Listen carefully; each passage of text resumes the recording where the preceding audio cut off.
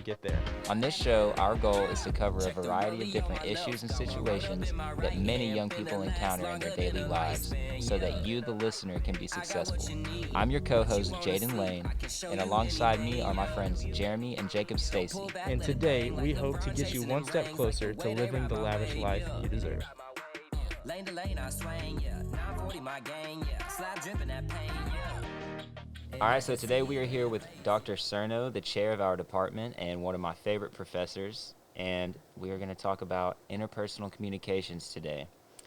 So I actually have an example of, a bad example actually, of nonverbal communication, and it happened yesterday in Moot Court whenever I Oh no. was, whenever I was in Dr. Cerno's class and I was reading almost directly off my piece of paper and not making eye contact with the audience. So I just thought that was a funny example to bring up to kind of start this episode off. And we're going to get into nonverbal communication in a minute. Yeah, any thoughts on that, Dr. Cerno? Not to bring any tension here, but Yeah, for me, real quick, Jane, what is moot court? What is that? Moot court is something we have to do for our law class, Okay. where we have to, Dr. Cerno gives us a case, and we have to decide which side we want to defend and defend it. And for those of you who want to know, my team won 9-3 nice. yesterday, so Okay. I was feeling pretty All good right. afterwards. Even though I say the final vote has nothing to do with grades, but the final vote is still a big It deal still to feels good, everybody. right? Yes. Almost as big as the grade, honestly. better than being on the 3 part of the 9-3 anyway. It's funny. I didn't notice the lack of eye contact as much, and that is important in public speaking, but in moot court, well, context changes everything. Yeah. In moot court, no one quite knows what they're doing.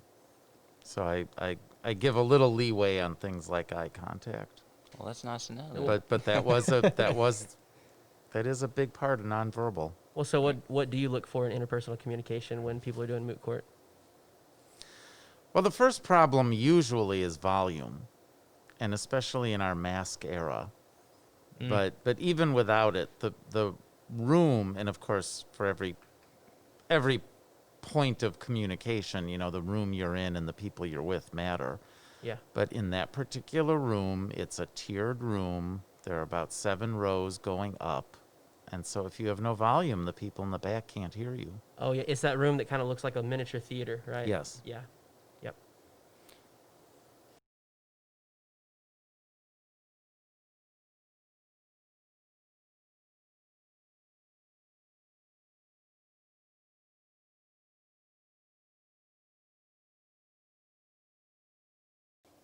Well, I guess let's get on with the main 3 points of interpersonal communication. We did a little research before we got on the podcast today, and we learned that verbal communication, nonverbal communication, and relationship management were the 3 main points of interpersonal communication, because they all translate, with your profession, school, family, leadership roles, etc. If you mind me interjecting for just 1 second, I think we need to back up for just a second and just say what interpersonal communication is. Because Okay. we're breaking it down, but we haven't given it a solid definition. Do you want to give us what you think interpersonal communication Well, is? and I was going to define each of the components too. Yeah. But, all right, interpersonal communication is pretty much what it says, the act of communicating between people. It has to be two-way in direction.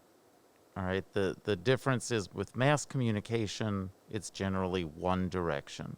Where interpersonal, there is an exchange of some kind, or a response is possible.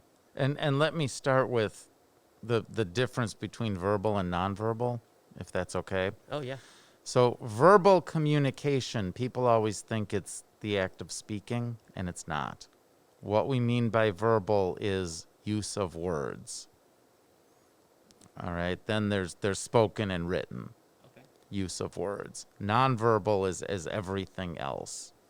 And I guess we'll come back to this. But nonverbal is really important because we get about 70 to 80% of our communication from nonverbal. Oh, wow. And people don't realize that. Yeah. So, as far as verbal communication goes, the question was, what about verbal communication or the lack thereof do you see students, in your classroom struggle with? The biggest struggle for students and the biggest mistake they make without realizing it is word choice. They speak too informally in a formal conversation, or maybe too formally in an informal conversation. But in the classroom, a lot of students resort to slang, and not that that's offensive, but the number one rule of communication is know your audience. And if your audience is the professor, and the professor is 40 or 50 or however many years old, and you're using 20-something slang, there's going to be a problem. And I'll give you an example. This happened a few years ago, and of course the terms are all out of date. But for a long time, the word sick meant cool. Is that still in use? I do use it. I think it's still used. Yeah. Okay. But of course, I'm not in your age group, so it takes me a few years to catch up on terms, and by that point they're usually out of date. But we were in class, and I was talking about, I think it was law, and I was talking about some case, and a student says, "Did that really happen?" And I said, "Yes, that's what happened in court." And he says, "That's sick." And of course, to me, sick means not feeling well, ill, something's not going right. And I just said, "Why is that sick?" and he went into this whole thing about how cool it was that the judges could understand all of it. And I just kind of went, "Oh, so sick means cool. Okay." All right. And it's not that it was offensive, but I had no idea what he meant. So things like that, I think students really make a mistake. Yeah, well, and there's probably those situations where there's a miscommunication because of word choice, but then there's no Like you didn't ask the follow-up question to figure out that sick means cool. yeah, there It was no like, connection made. Oh, Right. I wonder why they didn't like that. Like, that's weird. Yeah. Right. Right. And I finally did figure it out. But yeah. So you said that, nonverbal is like 80% of being able to understand. It's more important, I guess you would say, than verbal communication when it comes to interpersonal communication. Mm-hmm. So why is it still important for people to work on their verbal communication? Like for me and Jeremy's, our example would be we're getting ready to graduate and go into the real world and, start our profession. Well, when you are face to face, nonverbal counts. But when you don't have that ability, then verbal's all you have. Right. So the example I'll give you, you're saying you're about to go out into the world. Okay, you're going to have to send resumes. You're going to have to send cover letters. You're going to have to send samples of written work. And there is no nonverbal there. Well, there kind of is. I mean, I guess the color of paper you choose or something like that. But mostly you have words to use. I had someone on his resume, instead of bachelor's degree in mass communication, he wrote Bachelor of Mass Communication. And I thought it sounded like the show The Bachelor. This was the kind of student I had a good enough relationship with. I wrote in the margin, instead of bachelor, why don't you just write stud? This is ridiculous. You're never going to get a job. Right. So it still matters. to ask a question on that. I feel like when you use words for those types of things, a lot of it definitely comes down to preference. So how if you were going to apply for a job, how would you determine what kind of words you were going to use and how to style it? I think that goes back to who's your audience. Okay. All right, if I were to apply for a job, say I wanted to go for a dean position, then I figure it's a provost or a bunch of university VPs, vice presidents reading it. And so I'm going to think, if I write to them and say, I would be an awesome dean, that crowd is just going to dismiss it and say, who is this 19-year-old saying awesome? I mean, so you think about, Right. who's reading this, who's listening to this, and how do I best communicate with them? Okay. Yeah, so it's safe to say that when you're going into a situation like that and verbal is the only thing you have, you really should do your research, do your homework on who it is. If you're going into a new field and you really don't know who those people are, maybe you need to look at the company, look at what they're about, that kind of thing. Yes, I think that's true.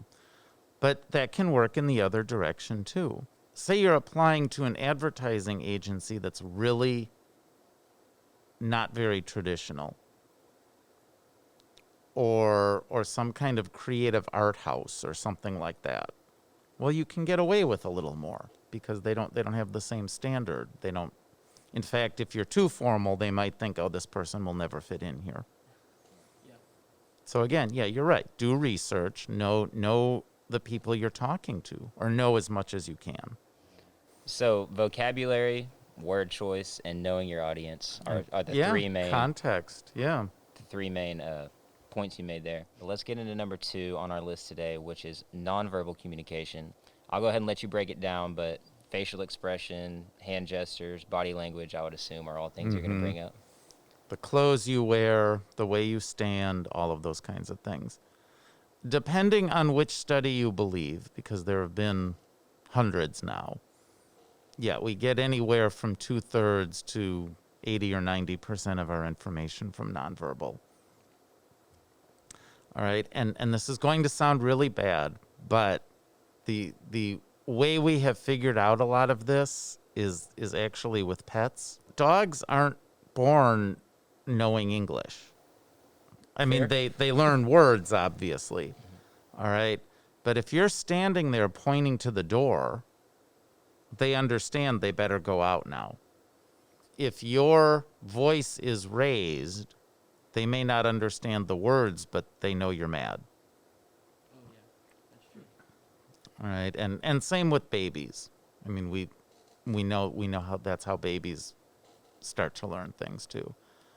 But even as adults who know the language, all right, the example I always use when I teach Intro to Mass Comm with freshmen, I'll say, okay, I'm standing in front of the classroom in my shirt and tie and slacks, and I'll say, now when I came in the first day, what did you immediately know about me? What did my clothes tell you? And a freshman who's been in Mass Comm for 2 weeks can say, well, you're professional, you're serious, this is formal. And they don't know how they knew that, but they learned it from the clothes I was wearing and that kind of thing. But it's pretty much in any situation. All right, if you walk into a baseball game and no one is saying anything, you can figure out if we're winning or losing pretty quickly. If you walk into a wedding and you're wearing blue jeans and everybody else is in a tux, you can figure out really quickly you blew it, you know. But in most any situation, we get a lot more information that way than we do through words. With the wedding example, no one has to say the words, you're underdressed. You just know it. So that first visual analysis is huge in that first impression. So I find the clothing aspect of nonverbal communication pretty interesting, like in the culture that we live in right now, because I feel like definitely depending on where you are, like larger cities, urban areas, people dress very, very differently. Mm-hmm. And so like for example, I went to this conference a little while back, and there was like a band playing, and in this area, like I don't know exactly what it's called, but like hobo fashion is in. Like they literally dressed in clothes that looked ragged, but they're like leading this conference of thousands of people. And so I look at it and I'm like, you look like you just came off of the street. Like, did you guys just find this lady who's like leading this band right now? Like, this is crazy. So like, how do you think that is affecting the studies, and how do you think we should change our mindset due to that? I don't know if it makes us change our mindset. I mean, the example you gave, that just means hobo is trendy now. Right. All right, but it would be the same if I walked into that conference in a tux. They would look at me and I would say, "Oh, oops, I dressed wrong." I mean, so it's kind of the same idea, but it also goes back to what I said before. Okay, know your audience. Yeah. What kind of conference are you going to? Right. That's true. And what will they be doing? Yeah. Yeah, I've been to one like that before where there was a conference where there were several speakers and all of them were pretty business casual, maybe just under that. And then there was one guy that came on stage in front of hundreds and he was wearing sweats and sandals and like a white t-shirt. And he had dreads and he was just like, it was kind of like there was a shock factor there. And then after he talked and he's very calm and like just the vibes that he put off like that, it was like, this guy is like a hippie. He's kind of cool. Mm-hmm. And I don't think it took away from my like seeing him as a professional or a leader. I think like he was just intentionally trying to relate to people on ground level rather than, even though he's on a stage, he's on the ground with us kind of thing. That is exactly what he was doing. And he knew it. I mean, that wasn't an accident. He didn't just get up and say, "Oh, I think I'll wear sweats today." Right. You know, he knew what he was doing. The best legend I think I can give you, I think it's true. The singer Loretta Lynn, the big country star, you know, of course she had has millions and millions of dollars. Her husband, you know, she's been married to the same person for 50 years or whatever it is now. And when they first got together and she was becoming very famous, he did not want to leave the country. But the story was that when she had lots of money, he walked into a car dealership wearing his overalls and looking pretty downtrodden, even though they at that point had millions of dollars. And none of the car salesmen would help him, you know, because they looked at him and said, "Well, this guy has no money. I'm not going to be able to sell him anything." And finally, you know, these guys kind of huddled, and then I guess whoever lost that round had to go help him. And he walks over, he says, "Well, you know, what are you looking for?" And he said some high-end, you know, Thunderbird or, you know, something very, very expensive. And the guy said, "Oh, really?" And he said, "Yes, and I'll pay cash." And he did. And, you know, the guy made a nice commission and all of that. But it just tells you, you know, if he had dressed differently, if he had spent, you know, whatever money on all the clothes that make you look like $1 million, it would have been a different story. Yeah. But yeah, you're right. I mean, people can manipulate that if they want to. Mm-hmm. So with all of that being said, what can young people do to better their nonverbal communication skills?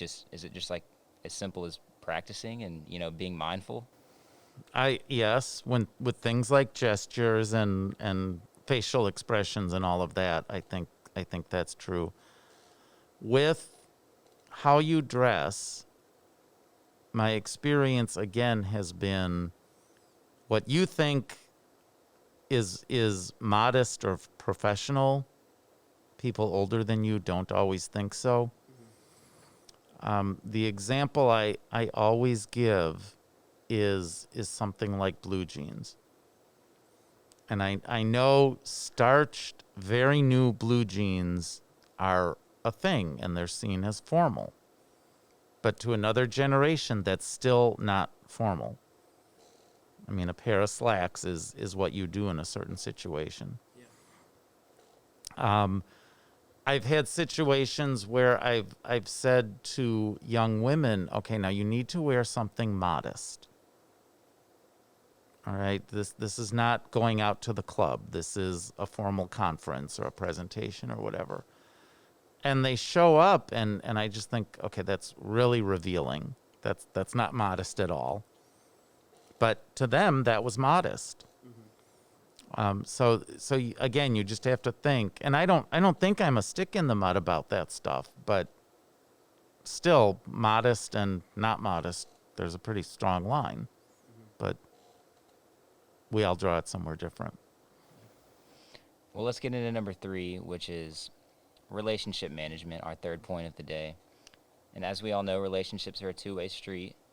So, I guess I'll let you break it down to start with. Why is it important, to be mindful of your relationships and, not burn bridges? And, it's important for people to think highly of you, especially in a professional sense. So, tell us why it's important to, maintain strong relationships with people. No one works alone. I mean, I know people like to portray themselves as lone rangers and mavericks and whatever words we want to use to label them. But no one can do it alone. If you open a business and you're the owner and all of that, you still have to hire people you can trust. You still have to have relationships with whoever you're selling and buying from. So the whole idea of being a loner and being independent, it's not entirely true. What I tell students when they're going on a job interview is two different things are usually happening. One is they're wondering if you can do the job. But 9 times out of 10, you've made it to the interview round because they think you can do the job. You have the technical skills, or you have the background in chemistry, or whatever it is they're looking for. But then part 2 is, can they work with you all day, every day? And do I want this person down the hallway from me all the time? And that's where students, well, that's where everybody blows it. All right, and I've told this story before. We've had people walk in for faculty interviews, and in 20 minutes I've said, I'm done. I'm Fabulous. Yeah, that fabulous was a verbal communication problem. Yeah, I remember that story. There was a guy who interviewed here, and everything I said was fabulous. I mean, literally. I said, at the end of the year, we have an awards dinner, and we hand out scholarships. Oh, fabulous. What a great idea. That's fabulous. And then I said something about the curriculum and the senior production class. And, oh, well, that's fabulous. What a great idea. It's fabulous. And I thought, okay, either this guy doesn't know many words, or he's sucking up, or I don't know what's going on here. And yeah, so then my punchline after that is I say what I really wanted to say to him is, when students are late with their assignments, we take them out back and beat them, just to see if he'd say, fabulous, what a great idea. So yeah, that was one. I was done with him within 15 minutes. Yeah, and thinking on that and kind of playing devil's advocate, I totally agree with you in what you're saying. But like, what if you walk into an interview and you're just so heartfelt and excited about whatever it is you're going to be doing that everything literally is fabulous, and the only thing you do is say that it's fabulous, and then you ruin your chances of doing something that you love to do? Like, that would be tragic. Yes, but I hope interviewers can see the difference between that you're sincerely excited and that you're just going along with it because that's what they want to hear. Yeah. Right, yeah. Yeah. Discernment plays Yeah. a role, I guess, here. Yeah. Well, and I mean, that kind of ties into what we're talking about, the relationship side of interpersonal communication, because then it's like the interviewer is putting forth information and they're taking in and decoding what you're saying. But if you, as the interviewee, are putting out information, but you can't tell that you're blowing it by saying fabulous 10 times, then you're not doing the second half of communication, which is reading your audience and figuring out how you need to make adjustments to better communicate. Well, that's right. And you're right. We frequently make mistakes in the decode, and encoding process. But yeah, we decode wrong. Someone takes a meaning that you didn't intend. But then it still goes back to you to see that they didn't get what you meant. And I see this a lot with things like sarcasm. you say something sarcastic and the person didn't think you were being sarcastic. They thought you were being sincere. Now they're mad at you. But then you should have the skill to think, oh, I don't think they understood that I was trying to be funny. Yeah, I'm like, I basically need my wife to say, "Hey, I'm about to be sarcastic," and then she said, because I'm so bad at it, so bad at reading that it's like, I think that can be a difficulty. But yeah, also understanding that somebody is like, "Oh, you were just really mean," and saying, "Oh, sorry, I wasn't being mean. I was just being sarcastic." Or, But to some people, sarcasm is really mean, and they don't get that you're being silly. I appreciate some good sarcasm, for being honest. But as far as relationship management goes, how important is empathy when you're, communicating with others? Like, what role does empathy play? That depends on which scholar you want to listen to, I think. Generally, yes, it's very important. And the listener or whoever you're dealing with needs to know that you're not trying to destroy them, that you're on their side, that you will listen to them, that you will understand them. And I think all of that's important. But at some point, you can also get taken advantage of. And so at some point, the empathy maybe slows down and maybe a little more hard line comes in. Now, of course, the trick is knowing when to do what. And I don't even want to say students don't get that. I think lots of us struggle with that. So I guess the last thing on relationship management, or at least the last question I have, I don't know if you guys have anything else, but how crucial is it for your relationship to respond to people with authenticity? I think it's 100% crucial. It's everything, isn't it? My experience, and again, I'm an educator, but when you have to tell someone something negative, if you can do it with empathy, but more important, with authenticity, I think they're able to accept it better. Because if you aren't authentic, they'll see through you at some point. And one of the things I have always said about the way I teach is that I'm pretty transparent. And I don't put up walls. I don't try to fake my way out of stuff.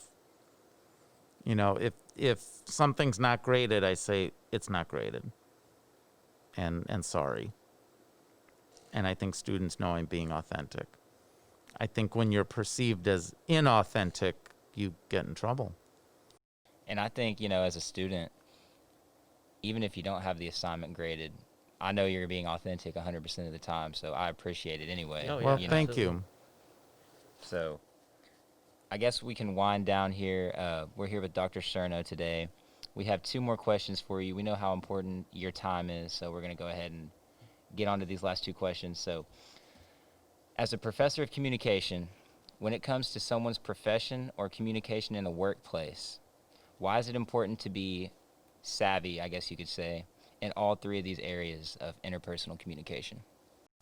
They all matter, and they're the building blocks of everything else. I mean, whatever your goals are, whether it's advancing in the profession or making friends or achieving something for society, I mean, whatever it is you're trying to do, those are the building blocks. And you will never achieve any of it if you don't communicate well.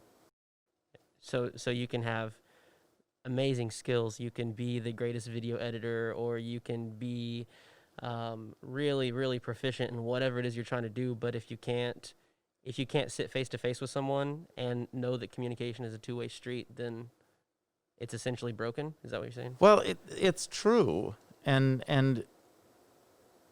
I'll actually give you 2 examples. One is I worked with a guy in college on the student newspaper. He was probably one of the best writers we had, but no one wanted to be in the same room with him. I mean, he would go interview people, and then we'd get complaints from the people who were interviewed. And we just thought, all that writing ability, but for what? We can't trust him to do anything. But the other example, one of my roommates in college, really, really smart guy, and he had gotten himself interested in space technology and weapons, and I know I'm dating myself here, but they were working on like shields and missiles that could shoot down other missiles, and the pet name for all of it was Star Wars. And he had gone to class one day, and he comes home and he says, "Oh, I think I figured out Star Wars. And I think I figured out how to make this work." And he's in physics or whatever it was. And he launches into this story, no pun intended, about how, really, no pun intended. Sorry. The second it left my mouth, I went, "Oh, I shouldn't have said that." But he had this whole thing about if the arc is 112 degrees and the speed is 3 bazillion miles per hour, whatever it was. And then his conclusion was, and if this worked, them Russians ain't going to have no missiles left. And I thought, could you see him going in front of the Defense Department to present his plan for this space shield and missile destroying? They wouldn't take him seriously. Yeah. All right, so yeah, it's crucial. And he was really smart. It's not that he was dumb, but he didn't communicate well. So for our listeners, our podcast is meant for people our age, to eventually become successful in areas where they struggle. So in what other areas of life, just off the top of your head, do we need these skills in? And I would All of them. The reason I ask this question like this is to give you an opportunity to kind of like step out of Dr. Cerno for a second and be like real world. Let's get some wisdom. Where else in Well, does and this I was affect going to us? start with Dr. Cerno and say the classroom and not in the classroom. But beyond that, I mean, let's start with friendships, family, any romantic dating situations. I mean, everywhere. Business. I mean, I think it's everywhere. All right. Most students have some story about getting pulled over or some run-in with the police. Communication can make you or break you right there. But no, I think it's everywhere. You hear about things like couples going to counseling. And then they say, well, we're just not communicating very well. And that may be a little bit of a cliche, but I think there's some truth to it.